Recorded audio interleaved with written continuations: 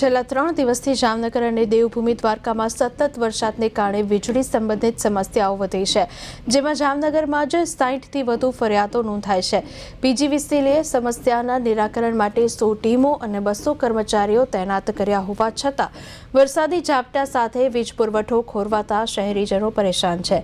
વિભાગે ગ્રાહકોને toll free પર ફરિયાદ નોંધવા જણાવ્યું છે અને વીજ પુરવઠો અવિરત રાખવા સતત પ્રયાસો ચાલુ હોવાનો દાવો કર્યો છે।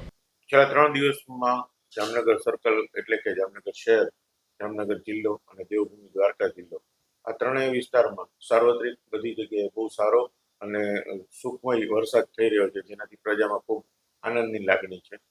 એની સાથે સાથે વીજ સપ્લાયના પોઈન્ટ ઓફ વ્યૂથી જોવામાં આવે તો એના માટે પણ એક નવો પેલો ઊભો થાય છે, માહોલ ઊભો થાય છે કે તાત્કાલિક એની સર્વિસ છે એ પ્રોપર આપી શકાય અને વિના વિક્ષેપે બધાને વીજ પુરવઠો આપી શકાય એવા કોશિશો ચાલુ છે।